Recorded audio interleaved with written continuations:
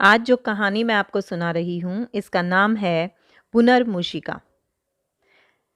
कहानी के इस नाम में दोनों शब्द संस्कृत के हैं, तो कहानी शुरू करने से पहले मैं आपको इस शब्द का मतलब इन दोनों शब्दों का मैं अर्थ बताना चाहूँगी। पुनर जो शब्द है, वो पुनर में जो र है, वो पुनः के बाद विसर्ग लगी हुई है, तो पुनः का मतलब होता है दोबारा, मूषी का मतलब चूहिया, तो दोबारा से चूहिया, ये हिंदी में नाम है इस कहानी का। तो शुरू करती हूँ कहानी। बहुत समय पहले गंगा नदी के तट पर एक आश्रम में अनेक ऋषि मुनि रहते थे। उनके गुरु बड़े ही विद्वान और सिद्ध पुरुष थे। वे अपनी शक्ति से तरह तरह के आश्चर्यजनक चमत्कार कर सकते थे। एक दिन गुरुजी गंगा स्नान कर नदी तट पर प्रार्थना कर रहे थे। तभी आकाश में उड़ते हुए एक बाज के पंजों से छूटकर एक चूहिया उनके हाथों में आ गिरी। वह भूरे रंग की लंबी लहरदार पूंछ और चमकीली आंखों वाली चूहिया थी। तपस्वी को चूहिया बड़ी अच्छी लगी। उन्होंने अपने मंत्र बल से चूहिया को एक सुंदर कन्या बना दिया। वह उस कन्या को घर ले गए और अपनी पत्नी से बोले, तुम्हें हमेशा एक बच्चे की इच्छा रही है। लो, यह हमारी बेटी है। अब इसे प्यार और यत्न से पालो पोसो। बेटी पाकर तपस्वी की पत्नी बहुत खुश थी। उसने कहा, मैं इस कन्या को राजकुमारियों की तरह पालूंगी। कई वर्ष बाद बच्ची बड़ी हुई। वह देखने सुनने में बड़ी सुंदर थी। तपस्वी और उनकी पत्नी ने सोचा कि अब बेटी का ब्याह कर देना चाहिए।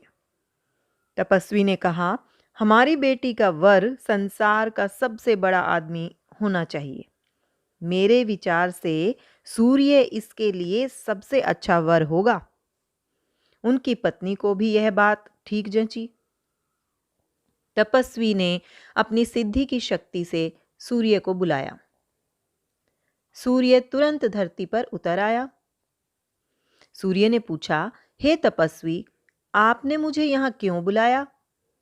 तपस्वी ने कहा, मैं आपसे अपनी बेटी का विवाह करना चाहता हूँ। मेरी बेटी गुणवान व अति सुंदर है और आपकी वधू बनने के योग्य है। उस समय तपस्वी की बेटी पिता के पास ही खड़ी थी। वह सूर्य के उत्तर देने से पहले ही नाक भौं सिकोड़ कर बोली, मैं इनसे विवाह नहीं करूंगी। इनके शरीर में कितनी गर्मी है, मैं तो भस्म हो जाऊंगी। मुझे इनसे भी अच्छा वर चाहिए। यह सुनकर तपस्वी मन ही मन दुखी हो गए। फिर उन्होंने सूर्य से पूछा, क्या इस संसार में आपसे भी बढ़कर कोई है? सूर्य ने कहा, हाँ है। मुझसे बढ़कर बादल है। जब वह मेरे सामने आ जाता है तो मेरा चमकना बंद हो जाता है। इसके बाद तपस्वी ने बादल को बुलाया। तपस्वी की पुकार सुनते ही बादल चटपट पृथ्वी पर उतर आया। हे तपस्वी, आपने मुझे बुलाया? बादल ने आते ही पूछा। लेकिन इससे पहले कि तपस्वी बादल से कुछ कहते, लड़की उनकी बात काटकर बीच में ही बोल पड़ी। नहीं नहीं, मैं इस धुंधले काले डरावने बादल से शादी नहीं करूंगी। मुझे इससे भी बढ़कर पति चाहिए। तपस्वी ने बादल से पूछा, क्या इस संसार में आपसे भी बढ़कर कोई है? बादल ने कहा, हाँ है। मुझसे बड़ा और ताकतवर पवन है। वह जहां चाहे जब चाहे मुझे खदेड़ कर भगा देता है और मैं उसका कुछ भी नहीं बिगाड़ पाता। इस पर सिद्ध तपस्वी ने पवन को बुलाया। बुलाते ही पवन नीचे उतरकर तपस्वी के पास आया। पवन ने पूछा, हे तपस्वी, आपने मुझे क्यों बुलाया? मैं अपनी बेटी का विवाह आपसे करना चाहता हूं, तपस्वी ने कहा। लेकिन लड़की जोर से चिल्लाकर बोली, नहीं नहीं, मैं इस चंचल पवन से शादी नहीं करूंगी। यह तो पल भर भी शांत नहीं बैठता। इस पर तपस्वी ने पवन से पूछा, क्या संसार में आपसे भी बढ़कर कोई है? पवन ने कहा, हाँ है। मुझसे बड़ा पर्वत है।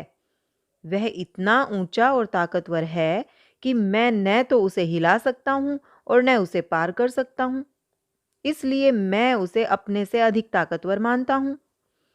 यह सुनकर तपस्वी ने पर्वत को बुलाया। पर्वत भी उसी समय वहां आ गया। उसने पूछा, हे तपस्वी, आपने मुझे क्यों बुलाया? लेकिन पर्वत को देखते ही लड़की पैर पटक कर कहने लगी, नहीं पिताजी, नहीं, यह कितना बड़ा, कितना रूखा सूखा और बेढंगा है। मैं इसके साथ शादी नहीं कर सकती। मुझे इससे बढ़कर ज्यादा अच्छा पति चाहिए। तपस्वी ने पर्वत से पूछा, इस संसार में आपसे भी बढ़कर कौन है? पर्वत ने कहा, मुझसे ताकतवर चूहा है। यह सच है कि मैं बहुत बड़ा, मजबूत और सख्त हूं, लेकिन चूहा छोटा होने पर भी मुझे खोदकर बिल बना लेता है। तब तपस्वी ने चूहे को आवाज लगाई। चूहा फौरन फुदकता हुआ भागा आया। लड़की चूहे को देखते ही फूली न समाई। उसने कहा, पिताजी, जिसे मैं चाहती हूं वे ये ही हैं। इन्हीं से मैं शादी करूंगी, इन्हीं के साथ रहूंगी।